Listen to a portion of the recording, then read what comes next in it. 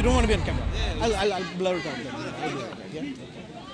Okay. You can move down that side. Okay, so now, the Quran, right, was according to your story. And this is your story which I believe is wrong, and I'll tell you why I believe it's wrong.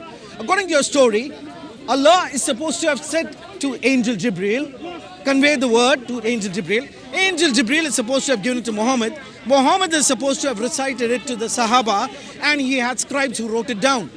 Somebody else wrote it down, right? Somebody wrote it down, and you don't even know who wrote it down. Surah Al-Fatiha, who wrote it down? We don't know. Okay, that's fine. So now I believe that the Holy Spirit speaks to Paul. Paul writes it down. So therefore, I say Paul wrote it down. Well, I have a better position because I know Paul wrote it down. You don't even know who wrote it down. You came from Allah to Jibril, to Muhammad, to the Sahaba. And you still do not know who wrote it down. I have directly God to Paul writing it down. Now tell me, who's in a better position? You or me? Now, second part, I do not believe that it was Angel Gabriel for the simple reason that Angel Gabriel didn't announce his name. He met a spirit in a cave, and that spirit actually drove him to suicide. That spirit actually pressed him. That spirit actually made him fearful. Who told him it was Angel Gabriel? He ran to his wife Khadija. Khadija, he was afraid, cover me, because he's trembling in fear. Have you read the Bible and when people met angels, what happened?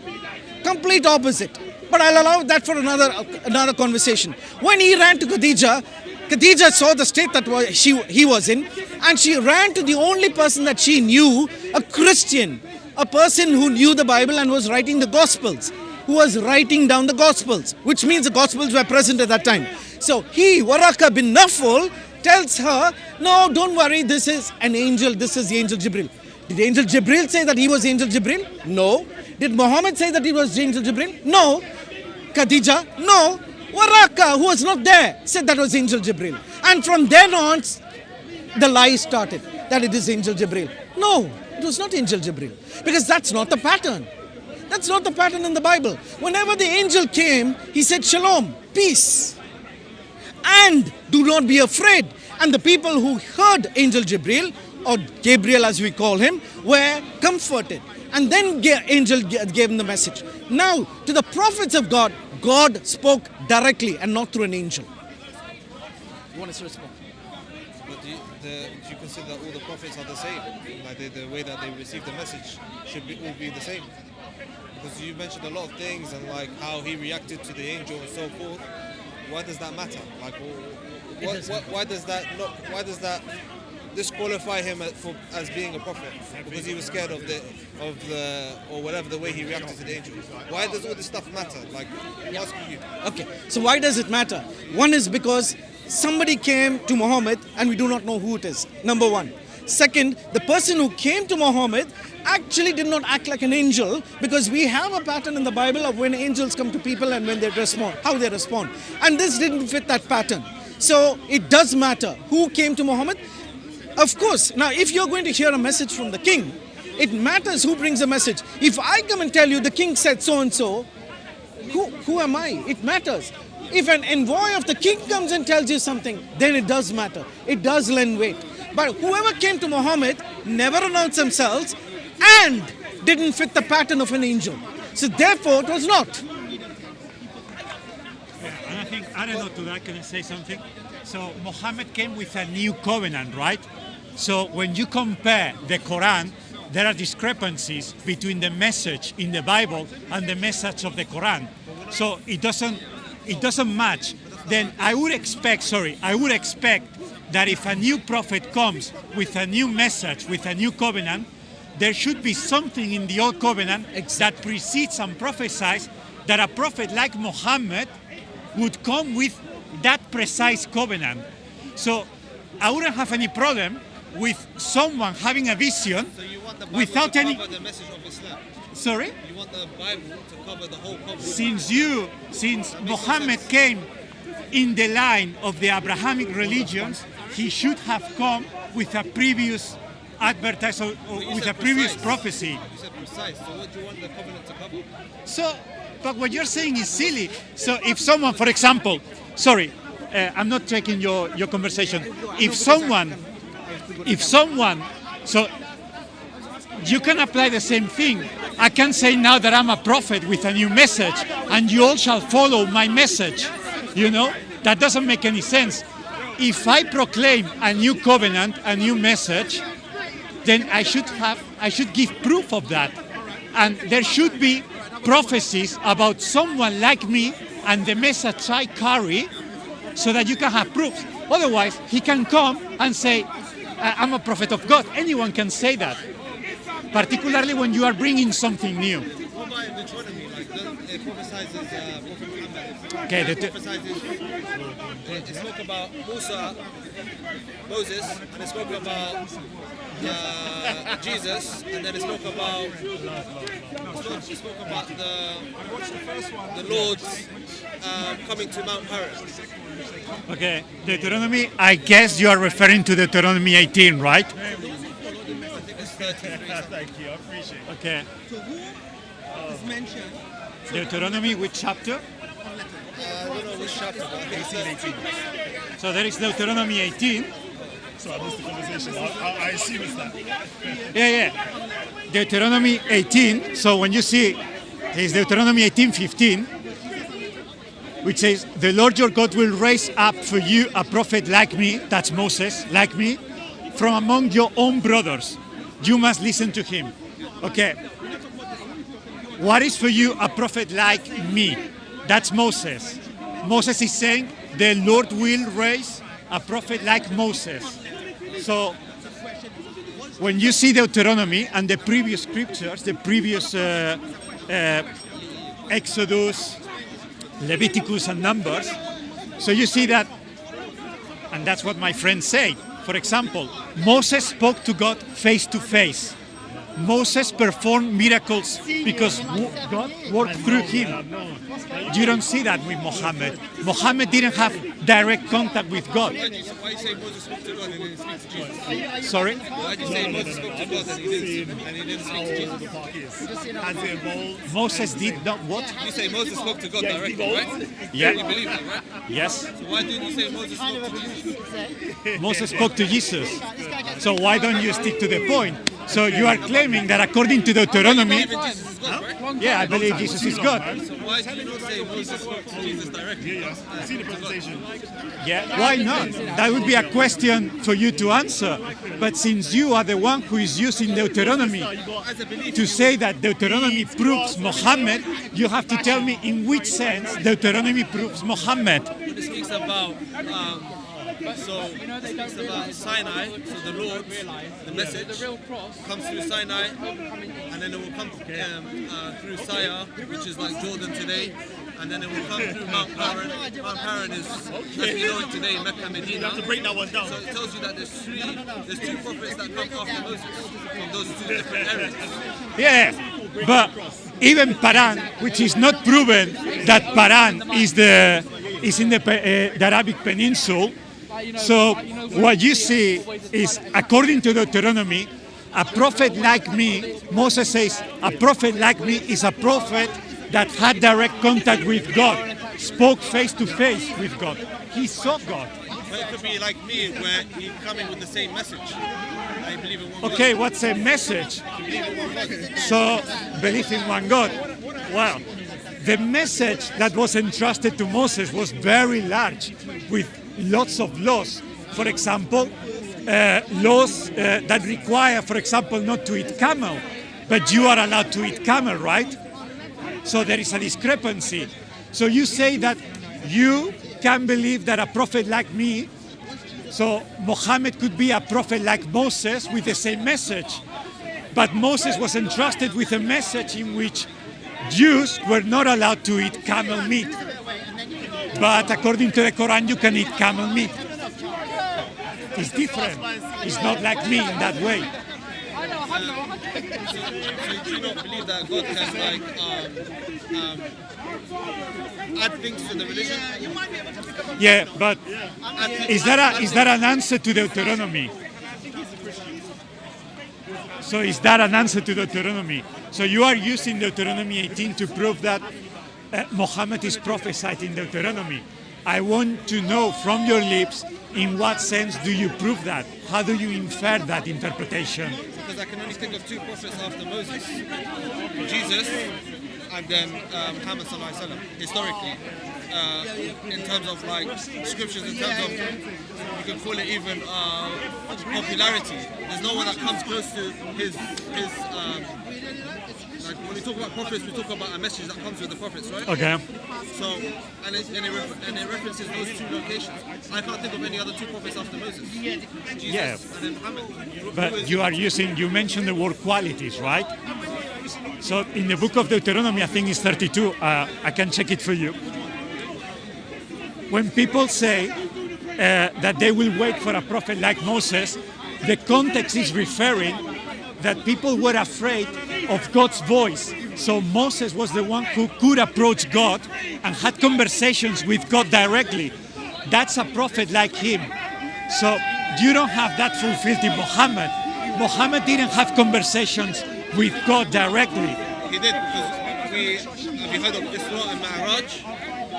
Isra and Ma'raj is basically the night when Muhammad sallallahu alaihi wasallam met all the prophets previously and met with God. So you believe that Muhammad saw God? Yes, because God revealed to him the obligations upon mankind. So in terms of the prayers, initially it was a large number, and then the prophets advised Muhammad to go back to God and ask him to reduce the number. So and that continued on until God put the obligation upon us to have 5 prayers. Okay. So yes, he has. Okay. Even if I take that as a right answer, then we can infer from that you believe in a God that can enter creation and that you can see God. No, I believe in a God that can communicate with prophets. Yeah, directly. Like I'll give you an example. Yes. Communication directly. Yeah, good. So you believe that night Muhammad saw God? I believe we spoke to him. Okay. My question to you is, do you believe then that God, because according to what I know, in Islam, you don't believe that God can enter creation, right? But then again, God has given the choice when he chooses someone as a prophet, he gives them the choice of certain qualities. And Okay. he gave Muhammad sallallahu alaihi wasallam the choice to either be a humble prophet, like, which then again you can think of it like those are qualities that would take like that would be reduced to sort of like mankind in a sense. Yeah. So he chose that quality. He chose those qualities. I could take that, but we have to, for example, you have to prove, I would say that Moses is true, Moses was a humble person, but then you have to prove that Muhammad was a humble person. Also, it encompasses Deuteronomy 18, and in the context of Deuteronomy, in other parts, Moses performed lots of miracles. According to what I know, the only miracle that is, in a way, mentioned somehow in the Quran is the split of the moon, right? But you don't have any proof of that. To the best of my knowledge, there is no proof of that. There is no evidence that at some point in history, the moon split. Would you like to prove that, or? I personally don't have the capacity to prove that to you. Okay. But it is well documented. Okay. Because the miracles Moses performed were public miracles. They were seen by Egyptians and by Jews and thousands of people. So it was testified by friends and enemies of God, of God's people. So, and that's a requirement. So for example, when the Jews wanted Moses to speak to God and they didn't want to approach God, it's because they were afraid of God, because they saw fire upon Mount Sinai. So it means that the miracles God performed through Moses were public miracles. The only miracle you can infer from the Quran is a miracle that I don't think is public. So do you agree that Moses was a prophet? Sorry? Do you agree and believe that Moses was a prophet? Yeah. Why is he not God? Why? Now you're putting the standard, right, of what the prophet like me. Okay? So let's just say you said prophet like me because you said now that Moses was given miracles and so forth, yeah? And now you're kind of detesting like Muhammad sallallahu alaihi wasallam and his miracles and what he was able to do, capability wise, yeah? So then, when Moses says a prophet like me, now we look to Jesus. Jesus was given miracles, right, to perform. Yes. So why do you not set the same standard with Moses as you set it with Jesus? So you put Jesus as God, but you put Moses as a prophet. But they both have Okay. miracles. So what you're trying to say is that if Moses, so I'm trying to understand what you are asking me. So you are asking me that I don't believe that Moses is God, but he performed miracles. Then why not? Why do I believe that Jesus is God when he just performed miracles in the same way Moses performed miracles? Okay. Yeah, because Jesus had authority. So Jesus claimed to be God. Jesus claimed the title of Son of Man, which is a divine title according to Prophet Daniel. But then again, if Jesus claimed that he was Son of God, why did he not know the hour, first and foremost? And why did who was he calling upon if he's God? Who would he call upon if he's God? Yeah. Like if he's God, he should surely know everything, right? Because God is all-knowing, so Yeah. why would he not know the hour? That's speaking the Quran, but yet still you show me something that you don't know yourself. Burns up from my destiny. You know that. So I don't want to be on camera. Okay, brother. How do I know that? Let me see. Brother, I can read it. And I can walk Why that? and I can know who you think. That we don't want to talk about. That doesn't make no sense. You come and want to bring it. You understand? I want to bring positive things. No, Quran, no, the evidence. Quran spoke about restraint from evil. Are you ready? Restraint from yeah, I thought that you were talking. Okay, go ahead. Yeah. So, but again, Quran spoke about this is not the first time I hear Muslims saying, Mohammed is prophesied in the book of Deuteronomy, because Deuteronomy 18 verse 15 says a prophet like me. So, but like me also includes among your brothers, Jews. Also, direct contact with God. He spoke with God, and also he performed miracles. So these are the requirements according to the book of Deuteronomy. I was quoting there's a verse in Deuteronomy that speaks about those three locations. I wasn't quoting the one that you quoted about prophet like me. I was quoting about those three locations. Sinai, Sire, and Okay, well, you claim that. Can you show me that? But you raised the question. So, where's Mount Paran today? Where's Sire? Where's Sinai? And does that refer to three prophets? Does that refer to a prophet that has moved around those areas? still, imagine, based of cases, imagine Paran was in the Arabian Peninsula. You still have to prove the other requirements, that Mohammed had direct contact with God, he performed miracles, public miracles, and so on. But you are the one who is claiming that Deuteronomy, according to a geographical context, that proves that Mohammed was prophesied and is a true prophet. So I'm not claiming that. You are claiming that. Then from Arabia, well, you have to prove that the Bible, the Old Testament, is saying that a prophet must come from Arabia. Show me that. So I'm asking you, who do you believe are those two other, like, what do you interpret that verse as?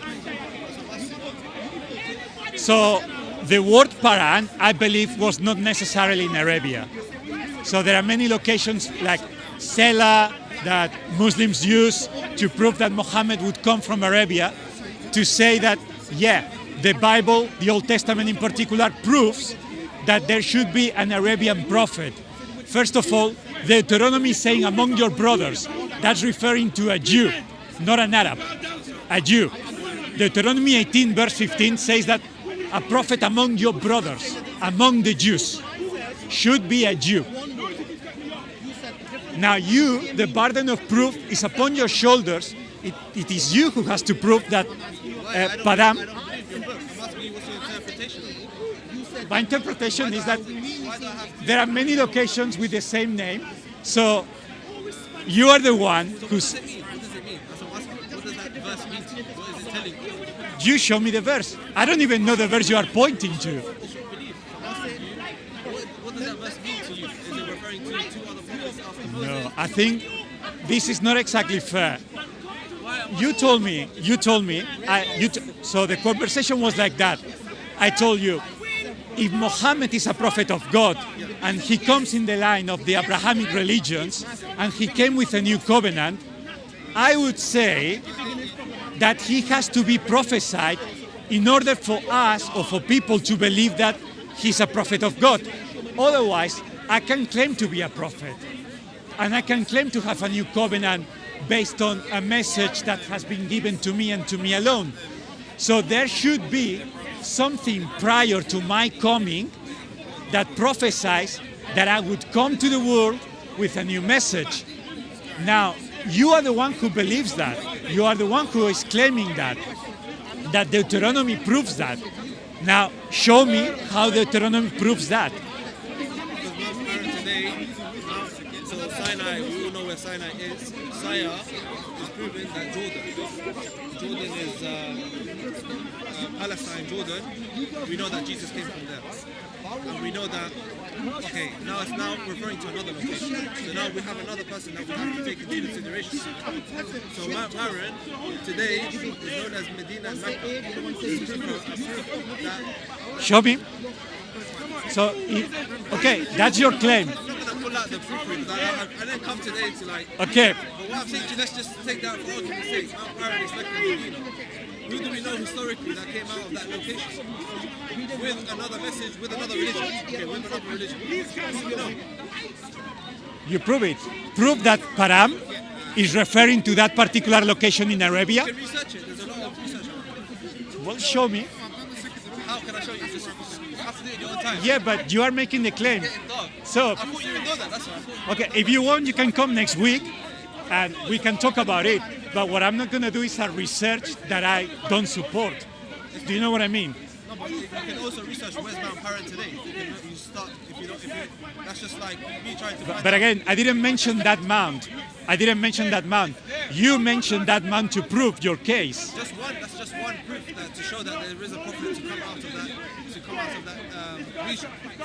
To cover that region. Yeah, but show me where in the Bible, the Old Testament, shows that in that region, precisely in that region, should come a prophet. When you are using a text that is saying that that prophet should be a Jew. Was Muhammad a Jew? He was like lineage. Consider them as our cousins. So even according to the Old Testament, the Jews never consider brothers anyone except the Jews, and the only nation, as far as I can remember, that they can call brothers to them was I don't remember, but I think the nation that is related to Esau, right? Anyway, but never the Arabians. The Arabians are not considered brothers. There is like, I'm not going to go into it, but I can explain that to you. Okay, I guess if you want to come next week, I will be here next week. We can talk about it. Probably you want to prove that the Ishmaelites, would that be the case? That the Ishmaelites were somehow related to the Jews and Mohammed was an Ishmaelite. That's probably the case you want to make. Okay, if you want, you can come with that either now. I will be here next week. You can come up with that and we can talk about it. But I don't believe the Ishmaelites were necessary Arabs. They are not the fathers of the Arabians. And even if that was the case, when the Bible refers to the Ishmaelites, it's not talking about among the Ishmaelites there will be a new religion. Because I heard that before.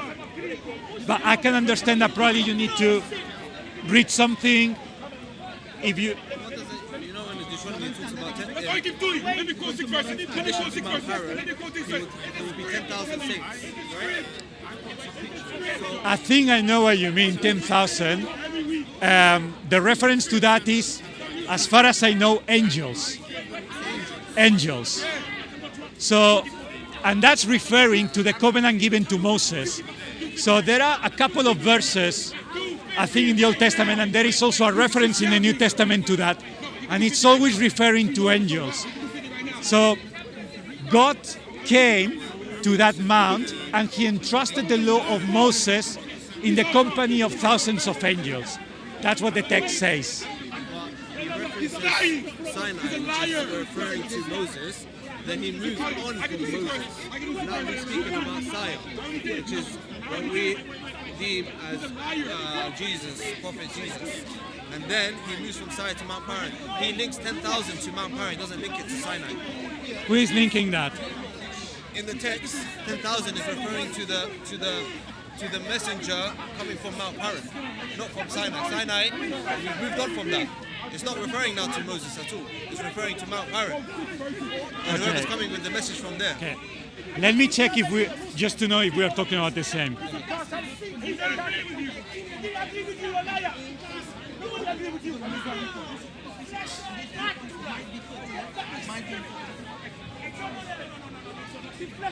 like. So when they did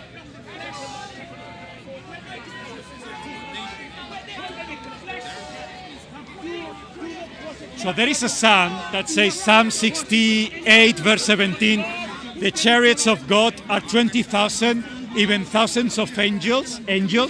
The Lord is among them and is in Sinai, in the holy place.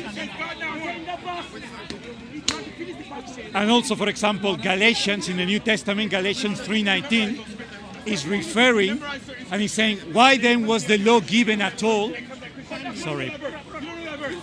Given at all.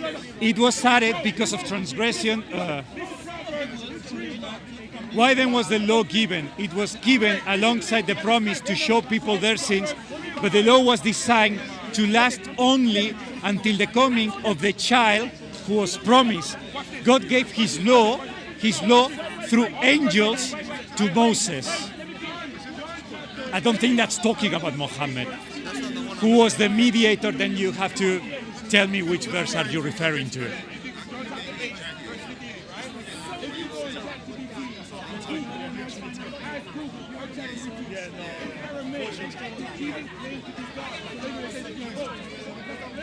Deuteronomy 3:32. Deuteronomy? 3:32.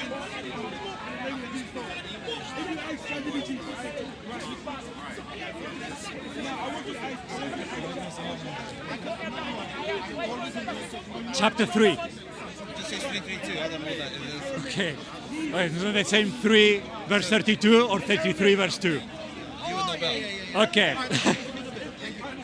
Aramaic, the word anahu. Even in Arabic. What are you talking about? Yes, anahu. So I'm trying to explain to you that in their scriptures, they speak about basically prophesizing. Thank you. He knows about what he is. He knows about what he is. So there is no chapter 3 verse 32. It finishes before. There is chapter 32 verse 2. Let my teaching fall like rain and my words settle like dew, like gentle rain on new grass and showers on tender plants. That's what it says. 33. Okay, sorry. Read it. I prove to you. Read it. Oh, he said, the Lord came from Sinai and he appeared to them from Seir. He shone on them from Mount Paran and came with 10,000 holy ones, that referring to angels, with lightning from his right hand for them. So, okay, I'm trying to understand what you're saying. Are you saying that this is in reference to Mohammed? Yeah, because it's the historical event that took place, yeah. Okay, let's read the verse. Again, I'm going to read it. He said, the Lord came from Sinai and appeared to them from Seir. He shone on them from Mount Paran and came with 10,000 holy ones, with lightning from his right hand for them. So this is in the time of Moses, talking about the past. So this was written before the coming of Muhammad, and is talking about something that already happened in the past.